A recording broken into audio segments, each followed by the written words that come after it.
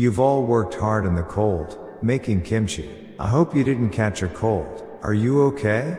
If you're okay, that's great. I've got a bit of a sore throat myself. In the morning, I couldn't speak, but now I can. Today's sermon is about the law of interdependent arising and reincarnation. Got it? I'll teach the sermon. Listen carefully and learn. You've studied a lot so far, but the Yonghua Temple faithful, over the past 2 years, have learned the teachings seriously and have achieved significant skills. Even if you don't say much, I can tell by the comments you write. By reading your comments, I can instantly know the level of your understanding. It makes me feel good, and it's important for all of you to keep progressing day by day. If you don't progress, that's not good. Later, when we spread Buddhism on a large scale and talk with Buddhists or monks from other temples, you need to have strong skills, right? That's why I carefully select the most precious teachings and share them with all of you. Today's sermon is about the law of interdependent arising. I'll explain it today, so listen carefully. This is where the differences between traditional Buddhism and our teachings become clear. Listen well. The law of interdependent arising consists of 3 characters, and it's an incredibly important concept. Why? Because interdependent arising doesn't work with the dead. It only applies to the living. Understand? The dead can't interdependently arise. Only the living can engage in interdependent arising. Even if someone is great and knowledgeable during their lifetime, once they die, they can no longer interdependently arise with the living. This is where the belief in a connection to the afterlife comes in for Buddhists. Do you understand? Thus, reincarnation doesn't apply to the dead. If someone is completely gone, there's no reincarnation. When a person dies, even if their body perishes, their soul remains, allowing for reincarnation. But if both the body and soul are gone, everything ends completely. In that case, there's no reason to study religion. If everything ends upon death, why learn about it? However, there is a connection between this life and the afterlife. That's why you need to come to Yonghua Temple and listen to the sermons, to achieve an afterlife. Isn't that right? So, the dead cannot arise interdependently. Listen carefully. Have you ever seen anything in the world that dies and then blooms into flowers or bears fruit? No, you haven't. It doesn't exist. When something dies, everything ends. That's why, if we consider the gong thought, this earth must have the gong thought apostrophe for it to survive. If the gong thought apostrophe does not exist on earth, the earth will perish and disappear. Do you understand? So, isn't the gong thought apostrophe important? The law of interdependent arising is contained within the gong thought. For example, waves exist because there is seawater. If there is no seawater, you cannot see waves, can you? Therefore, the law of interdependent arising means the dead cannot arise. If the seawater dies and disappears, would waves still form? That's why it's important, right? Likewise, for a person to reincarnate, there must be a soul. If the soul dies along with the body, what meaning would reincarnation have? It wouldn't be possible. This is why humans, who possess a soul, must come alive to the Buddha's enlightened light, receive commandments from Yonghua Maitreya, Buddha, and absorb that enlightened light into their bodies. Then, even if the body dies, the soul will not perish. So, isn't receiving commandments incredibly important? It's the most important thing. While alive, the number 1 priority is receiving commandments. You must go to Yonghua Maitreya Buddha, receive the commandments through the Buddha's enlightened light, so that after death, you can reincarnate or live in the Yonghua world. If you die completely, no matter how wonderful the Yonghua world is, you won't be able to reach or see it. For example, even among the living, a person with good eyesight doesn't need glasses until death, but someone with poor eyesight can't see without glasses. The worse their vision, the more they need glasses to see. In the same way, living people need glasses to see the world. For the dead, what is important? That's Reich's enlightened light. That's why you shouldn't postpone or hesitate. While I am here, you must come to me and receive commandments. If you don't understand even after I explain this, there's nothing I can do. These days, monks talk about so-called unremarkable teachings. They ramble on about daily life sermons. That's a sin. Why? Because it's not helping living beings, it's killing them. They know nothing, have no abilities, and can offer nothing.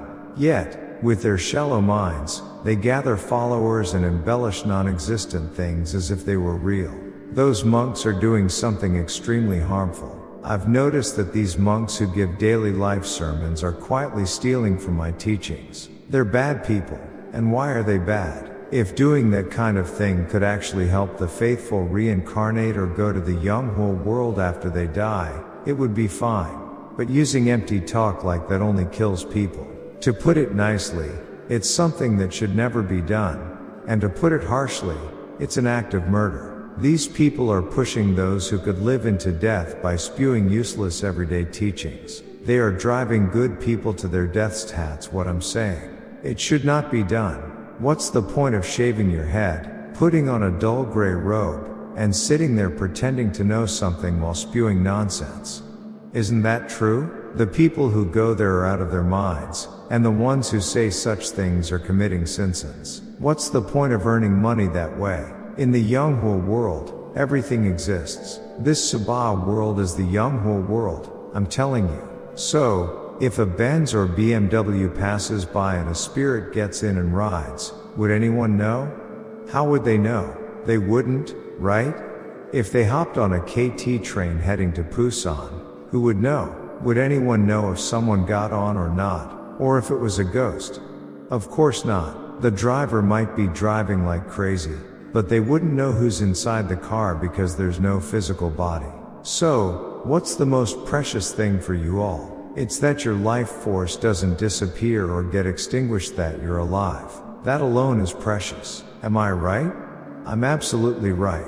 That's why the dead can't arise interdependently. Even though Sakyamuni Buddha was great, he has already left this world, so there's no interdependent arising with you all. When you go in front of a Buddha statue, even that statue has departed. Is it alive? So, even if you bow, pray, and do all sorts of things in front of the statue, nothing will happen because Sakyamuni has already left this world. Your prayers won't be answered, and interdependent arising won't happen. Even your parents, who gave birth to you, if they pass away, there's no interdependent arising between parent and child anymore. Got it? The law of interdependent arising only applies to living beings. A flowering tree, for example, it's because it's alive that it blooms, and you can see its flowers. If the tree dies, can you see its flowers? You can't. So, everything in this world must be alive. That's the point. You know, I've explained this many times through metaphors. What did I say the ocean represents? That's right, the Gong thought. Unless the earth disappears, the ocean water doesn't vanish. Because there's ocean water, fish and seaweed can live in it, right? That life within the water? That's interdependent arising. But if the ocean water disappears and dies out, do you think fish can live in it? Can seaweed survive? It ends, doesn't it? Even when I explain it this clearly. What can you do with someone who doesn't understand? Such a person is just someone who eats and walks around aimlessly like a useless burden. Isn't it frustrating to watch? When someone speaks, you have to understand what they're saying. If you can't grasp the meaning of words, you're not even considered human. To live, you work, have children, raise them, pay for their education, and maintain a family life, which is very challenging. If you're sick, you need treatment. You need to buy clothes. If you travel, you need money. To live, you need one thing: money. So, what I say about monks and enlightenment learners, I'm not saying out of hatred, but the lay people attending temples are originally bodhisattvas and Buddhas. A bodhisattva refers to a Buddha. In that sense, people who live by practicing the bodhisattva's behavior are those who have families and contribute to them. Those who die without children, single and alone, leave no trace behind in the world. None at all. That's why I said what I said. Monks who practice earnestly, some of them are truly admirable. They're exceptional. But after all that practice, how many truly know what will happen to them after death? Not many. You marry, have children, raise them, teach them, feed them, right? You buy clothes for them. Isn't that so? You've dedicated your entire life to your children. What you do carries greater virtue and merit and is more valuable than monks shaving their heads, wearing cool linen in summer, and warm clothing in winter while meditating or praying. Think about it. Compare it. In Christianity, pastors are called priests. Priests are referred to as servants of God. What does that mean? Servants aren't God's children. That's why they say pastors have built heaven while alive, and that after death, they go to hell. Understand? That statement has weight. Similarly, monks are said to achieve the land of happiness while alive. It's the same thing. Have monks gone out to get jobs and earn money? Did they run businesses and bring in money? All they did was live as disciples of Sakyamuni, chanting the Buddha's name and giving sermons to the faithful. Did they sit in front of the Buddha statue every day, offering prayers and merit? Go pray. Pray earnestly. Oh, it's not working. It's because your faith is weak. Pray harder, and that's the end of it. That's why monks are originally priests as well. Why am I giving this sermon? Because as a person born into life, there must be actions. Actions. You need to have something you've done, or something you've accomplished, leaving behind a trace. And what are those traces? Don't you know? If I phrase it a little differently, people look confused and bewildered, wondering what I'm talking about. Traces also fall under the law of interdependent arising. Listen carefully. If you go to a rice paddy, there's rice, right? What do you call the rice in the paddy? Ah, see? This is why the journey ahead is long. In the paddy, there must be soil at the base, but the rice in the paddy, what is it? What do you call it? That's a trace. Is that difficult? When you hear about the gong thought apostrophe and the law of interdependent arising, do you think it's just one thing? Seriously, isn't that right? Now listen carefully about those traces. When you marry and live your life, if you pass away without having children, it feels meaningless, doesn't it? What about children? What are they? The gong thought apostrophe? No, they're traces. You leave behind traces. That's what traces are. These traces prove that you lived a married life. If you lived together like pigeons, without children, and then died, you'd vanish without leaving a trace. Understand? Now, if you interpret these traces through traditional Buddhist teachings, do you know what they represent? Impermanence. That's what they mean. Even if traces are left behind, do they last for thousands or tens of thousands of years? No, they disappear. Everything visible is a trace. Can you see rice in the paddy year-round? No. When summer turns to fall, it has to be harvested, otherwise it rots and disappears in winter. So rice, visible only in summer, becomes a trace. When you have children, do they live for hundreds of years without dying? No, they grow old and die too. That's also a trace. Nothing escapes death. That's why I say the body of Buddha is a Buddha. The physical body is Buddha, but the Buddha does not die. The Buddha lives eternally. But what do monks say? They claim Kshitigarbha is the living Kshitigarbha. What living Kshitigarbha? Are they out of their minds? What is this living Kshitigarbha? Through my Chindo ceremonies, I've realized that Kshitigarbha doesn't exist. It's a strange spirit that has attached itself and lingered for a long time, presenting itself as Kshitigarbha or Guanyin Bodhisattva. They are not real people, that's what I mean. If you place something like this and pour water in front of it daily while praying, spirits will attach to it. There's an old proverb: someone placed a stone and prayed to it daily, and at night, the stone began to look mysterious. They thought, let's smash it and see. When they hit it with a hammer, blood came out of the stone. That's what the proverb says. If you place anything and pray to it, a spirit will attach to it. On this earth, the entire world is filled with spirits. Spirits exist, then disappear, and when they die, other spirits emerge. Again, spirits exist, then disappear, and when they die, others emerge. It's an endless cycle.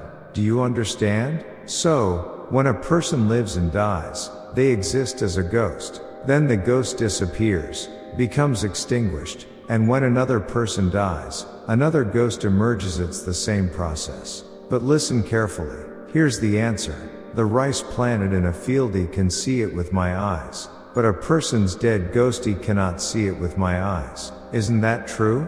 Can you see ghosts with your eyes? No, you can't. That's why death leaves no trace for humans. Hearing this, doesn't life feel empty? That's why 용화미륵부처님 Buddha is so precious. Think about it. Look, everyone, don't we have a lot of rice? All this came from planting it, right? If we don't plant rice next summer, we'll eat what we have, and once it's gone, that's it. We'll have to wipe our mouths clean and move on. We must plant rice for it to grow. Get it? That's why traces exist due to the law of interdependent arising. Traces come from arising interdependently. Earlier, I said children are traces. Do traces appear out of nowhere? If you can't see it with your eyes, it's not a trace. So, because parents gave birth to children, the children came into the world, and that's why there's a trace. Traces themselves disappear with time. That's transience. Nothing remains. Even Sakyamuni lived, died, and left no trace. Even if he appears in dreams, he cannot act. Do you understand action? I must be alive for actions to take place. Once I die, I can no longer act. That's the point. So, which is more valuable, someone who came to me to receive the commandments of Buddhism, or Sakyamuni, who lived and died? Exactly, that's the point. So, Sakyamuni, Jesus, Confucius, all of them were great people of their time. Who would deny that? They were outstanding. But time spares no one.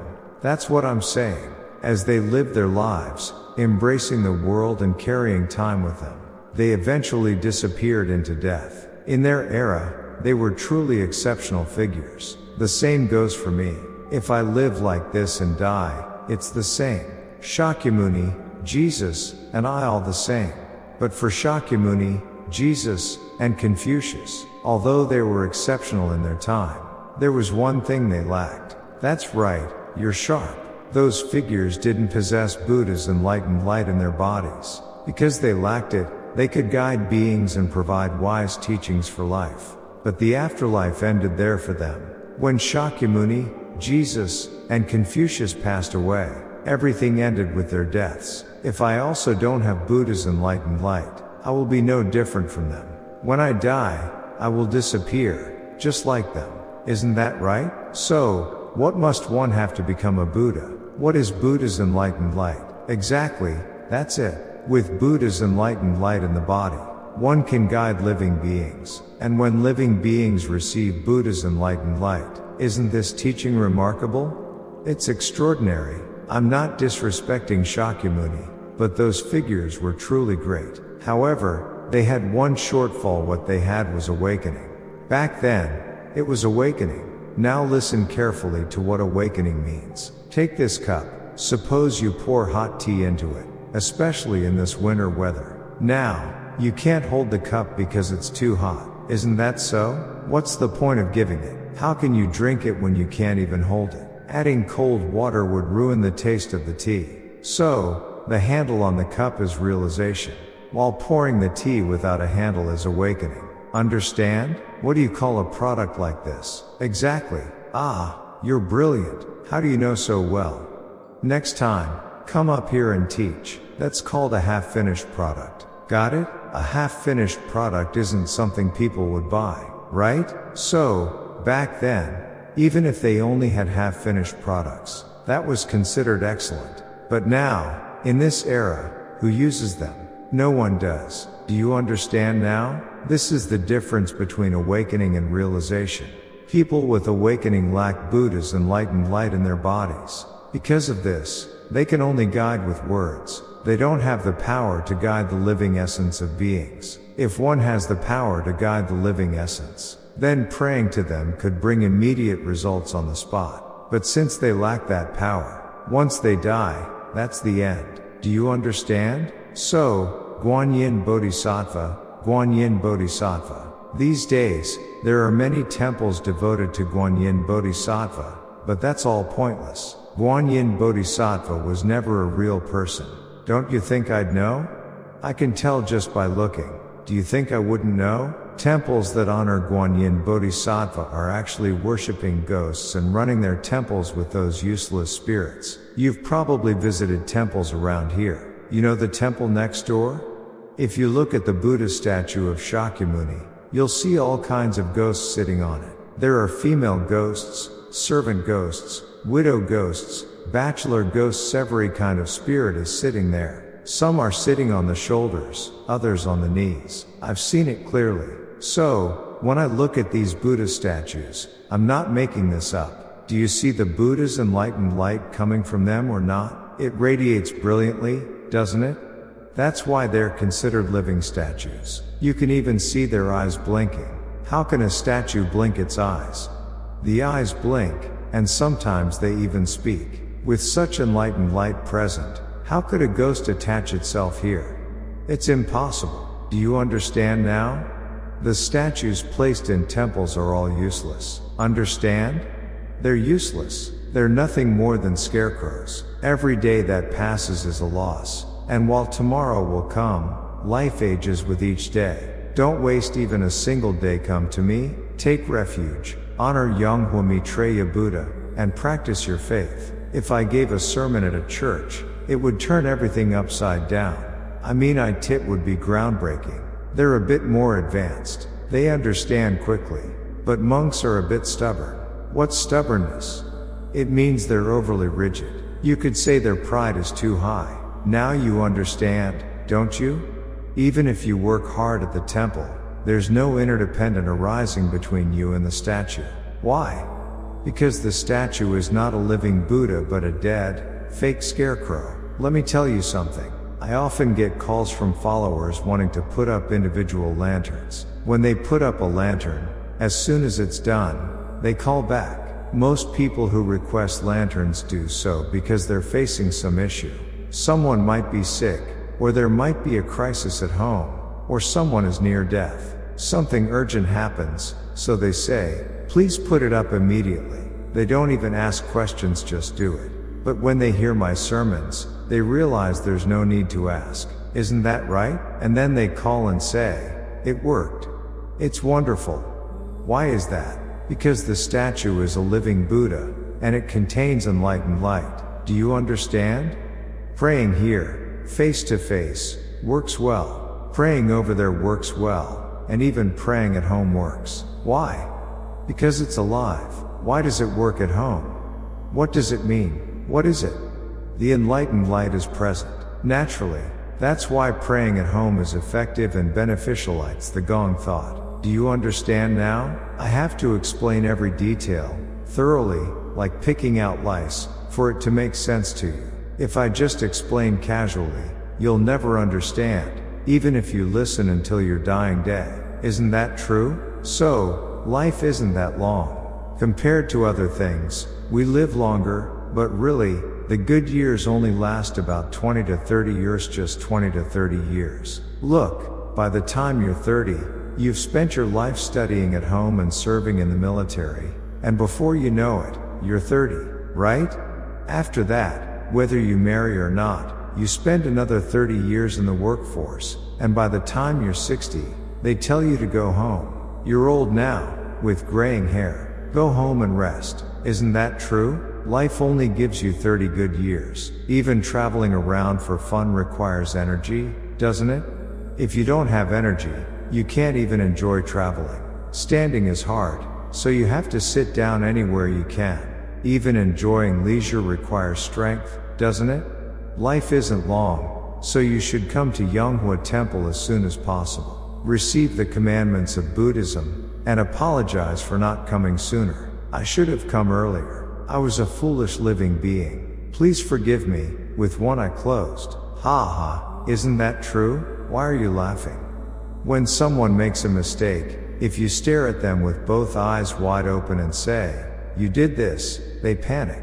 But if you speak with one eye closed and the other open, no matter how harsh your words are, they don't sound harsh. Isn't that true? So you should come during your good years. If you wait until you're 80 or 90, you won't even be able to walk. It'll be too hard. Everything has its time, doesn't it?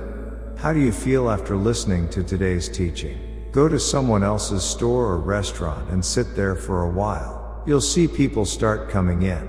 Try it, see if I'm lying. I don't lie. If you've received the commandments of Buddhism and studied at Yonghua Temple, just sitting in someone else's restaurant will bring in crowds of people. Huh? What did they say? Oh, they said they'll give you extra? Wow, that person understands something. That's how good it is, you know? So, even though you've gone through hardships in life, you've succeeded in life. I've aged quite a bit, haven't I?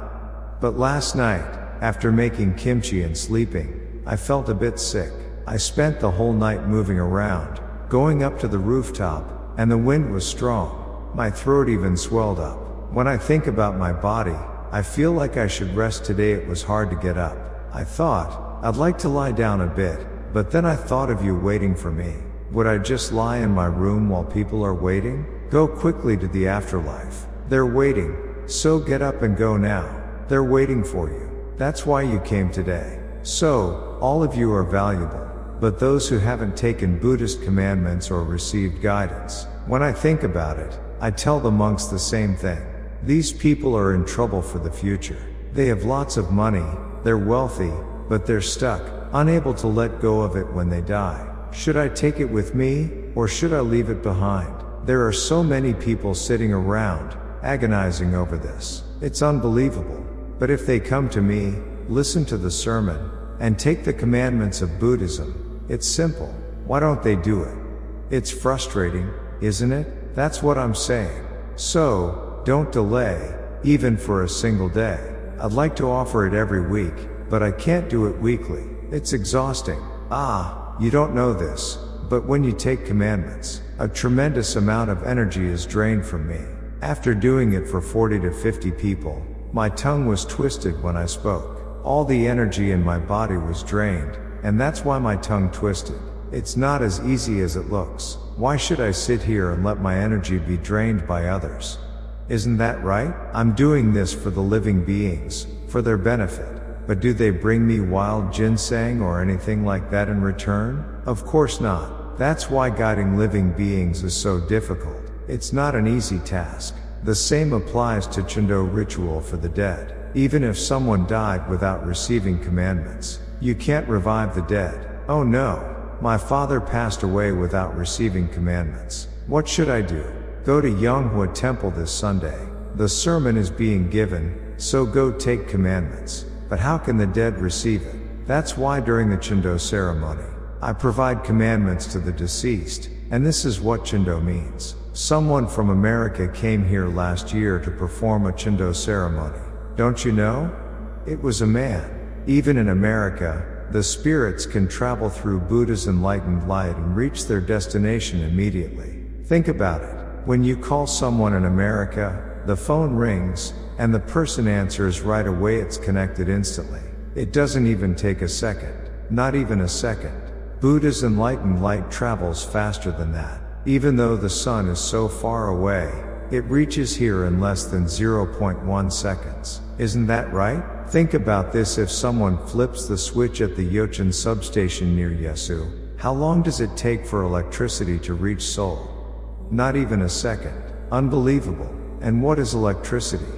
It's also a form of Buddha's enlightened light. Do you understand? But there are these fake monks, these so-called thieving monks. Do you know what they are? They're imposters. These thieving monks put bulbs in statues to make them glow and blink, pretending it's something divine. These thieving monks claim, I am the reincarnation of the holy Gasyop, or the reincarnation of Guanyin Bodhisattva, and spout nonsense. They're all delusional people. Who is this Gasyop? Gasyop doesn't exist. If you look at Sakyamuni's teachings, there are many disciples, right? Sure, there were disciples like Ananda, but the others? They don't exist. It's all a lie. They were made up. Have any of you seen these so-called figures? Who has? Gasyop? Where is he? He doesn't exist. It's all fabricated. As for Guanyin Bodhisattva or Amitabha, they exist. But Guanyin, Samantabhadra, Manjushri, and Kashitagarbha? All of these bodhisattvas? They're fake. There's no real person behind them, they are completely fictional. That's why I sent away all these false spirits instead of letting them linger. I sent them off through a rebirth ritual. Take Daegu people, for example. They're devoted to places where they worship Guanyin Bodhisattva. But instead of going there, wouldn't it be better to stay home, do laundry, or take a nap? Why go there? Guanyin Bodhisattva is not a real person, I'm telling you. It's made up. She's fake. If I were to dissect and analyze the Heart Sutra thoroughly during my teachings, the monks would shed tears of blood. The only reason they're not crying is because I don't do it. If I were that harsh, they'd say, "You're overanalyzing." That's why I don't. But I'm telling you, Guanyin Bodhisattva is not real. She's fake. Do you understand? Yet people go around chanting Guanyin, Guanyin and mumbling nonsense. That's crazy. Are they in their right mind? She's not a real person. For example, imagine I told someone with a ponytail, "Hey, your father's surname is Park, right?" That's what you've always believed. But in reality, your father isn't Park. He's not really a Park. Your father is someone else. Then who is he? Well, he's made up. You were picked up from somewhere and raised. Your surname is fabricated and just assigned to you. That's the same thing as saying someone is a Park. Whether you were raised as someone's child or born from someone else, how would you know? You wouldn't. So, your father isn't a real Park. It's nonsense. Do you understand now? That's the metaphor. Guanyin Bodhisattva is not a real person. She was made up, created from somewhere. She didn't exist during Sakyamuni's time, simply didn't exist. To speak honestly, that's the truth. I'm just teaching you the facts. Do you understand? Go and pray your heart out. If you're praying to nothing, what's the point? It's like praying to the sky, isn't it? Praying to the sky. You need to know what you're believing in. Whether you believe in spirits, dogs, or cows, you must understand it before believing. What's the point of blindly believing? Isn't that right? Now, I'm not trying to criticize here, but what I'm saying is, it's not real. So what is it? It's something made up, fictional. That's what Guanyin Bodhisattva is. Got it? So, if you go to Guanak Mountain, there's a temple there. It's called Samaksa Temple. I've been there many times while hiking. When you go there, no one enters the Sakyamuni sanctuary. But if you turn the corner, there's the Guanyin Hall. And that's where it's packed with people, isn't it? And when I see that, I think, what kind of nonsense is this? If you want to believe in the Buddha and become a Buddhist, if you want to be a descendant of the Buddha, even if he's long gone, you should sit in the Sakyamuni sanctuary. Why are you sitting in the Guanyin Hall, praying to a Guanyin Bodhisattva that doesn't even exist? When I point this out to the laywomen, do you think the monks like it? Their lips pout out immediately. They said, how can you say such a thing? Listen, Sakyamuni is the central figure of Buddhism. He is its foundation.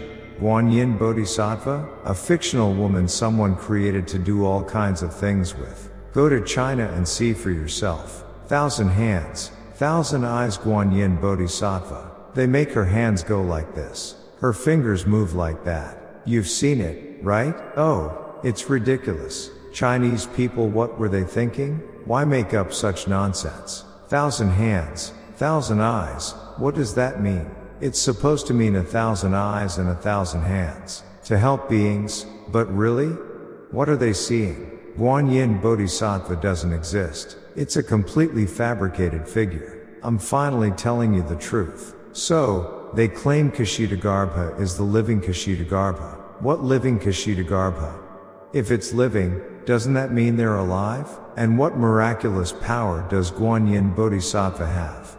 None at all. The story goes that Guanyin saved her deceased mother from hell through devotion and brought her to the land of perfect bliss. That's the basis for Kshitigarbha, but it's all fabricated. It was all made up by monks, Chinese monks. There's an old saying, when the bear performs tricks, who gets the money? Who? The Chinese? You all know the term, right? But if you ever travel to China, don't use that term around Chinese people, it'll cause a big problem. Isn't that true? Now you understand, don't you? Buddhism's origin is in India, but Chinese people used all kinds of tricks to create their own scriptures, Chinese scriptures. All the scriptures in Korea were made by Chinese people.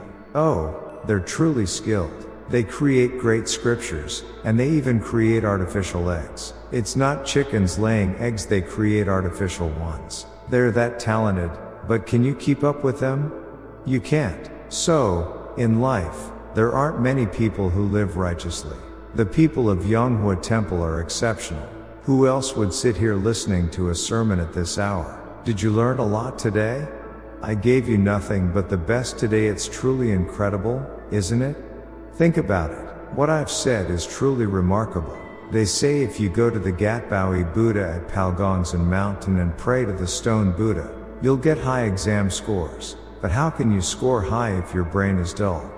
There are better carved Buddha statues elsewhere, so why go all the way up there? I once went there and saw women climbing up. They had set up light bulbs along the way so people could climb even at night. And I saw women wearing high heels, climbing those steps in pointed shoes. Truly amazing. Think about it, would people climb all the way up there? If you're not good at studying, then study.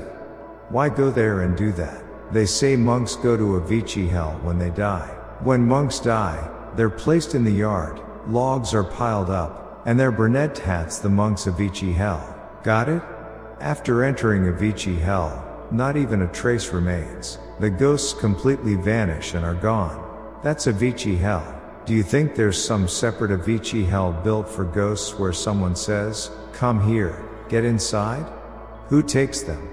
They're all ghosts. Think about it. Where is this Avicii hell?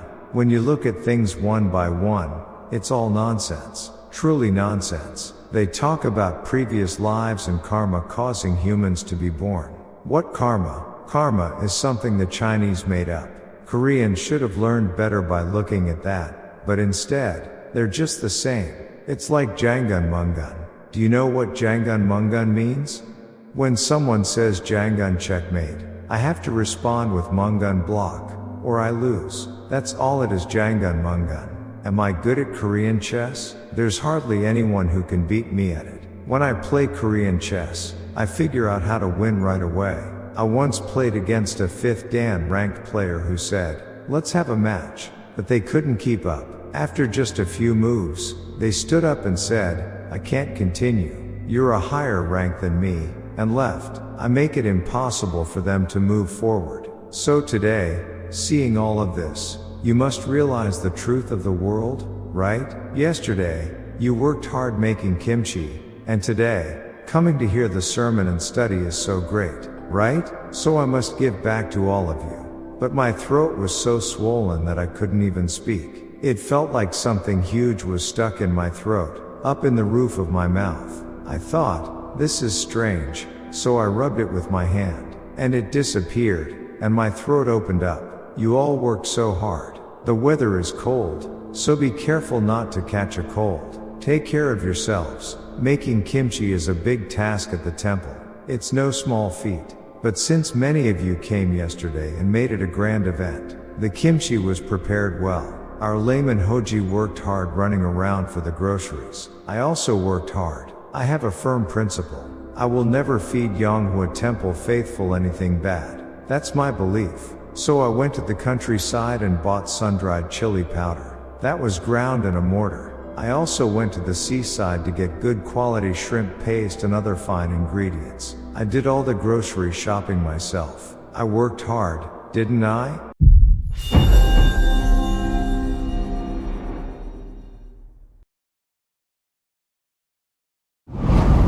56억 7천만 년 후 미륵부처님께서 오신다. 이것은 사실인가 아니면 조작된 낭설인가? 조회수 1억 회를 돌파한 한국 불교의 기념비적 법문의 탄생. 안양 수리산 용화사 용화미륵대불 특별 법문 125부. 만물의 기본 원리 공사상. 생명의 모태 광명의 빛.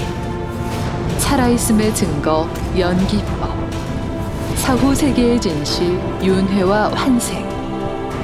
수천 년간 왜곡되어 전파된 기존 불법에 모순된 깨우침, 그 뒤틀린 이치를 바로잡다. 안양 수리산 용화사 용화미륵대불 특별법문 125부. 지금 바로 확인하세요.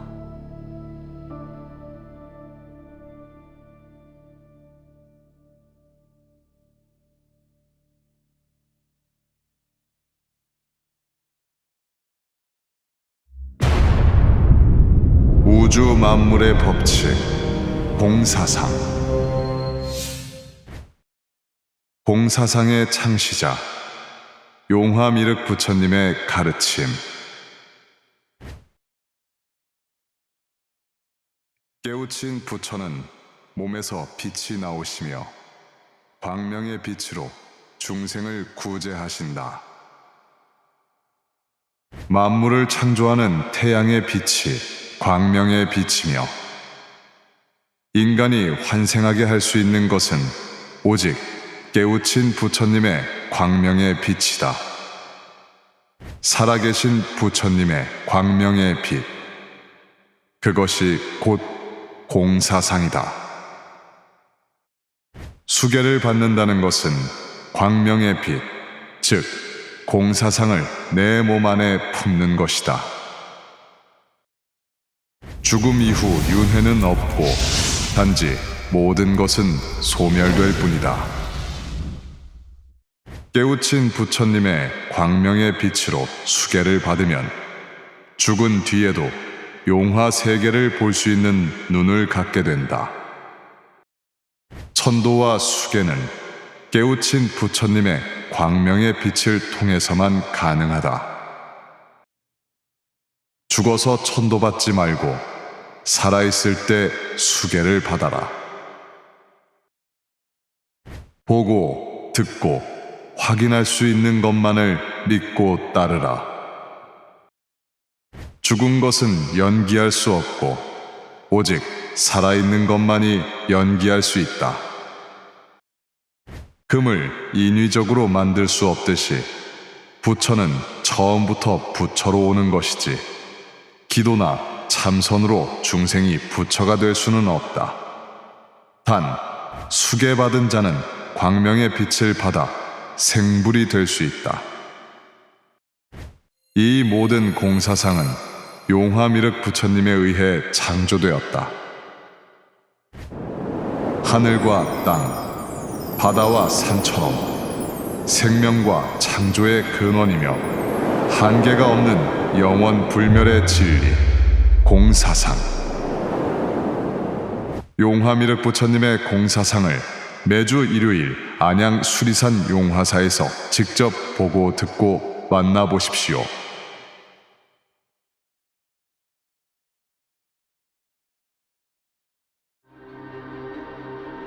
예수님의 12제자, 석가모니 부처님의 안한존자, 그리고 깨우쳐 오신 미륵부처님의 공사상을 세상에 알린 태명 해우 스님.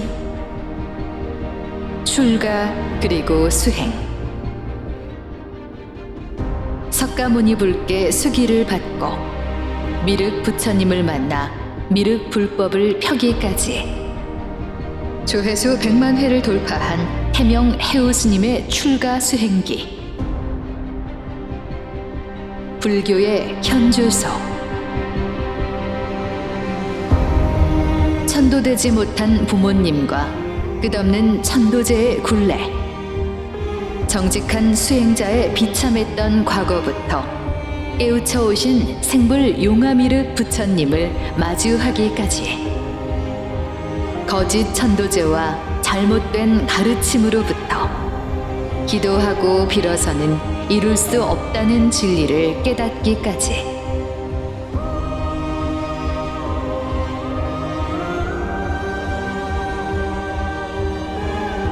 살아계신 미륵부처님의 몸에서 나오는 광명의 빛을 처음 마주한 살아있는 증인의 생생한 목소리와 진리를 관통하는 깨우친 출가 수행기, 태명 해우 스님의 출가 수행기.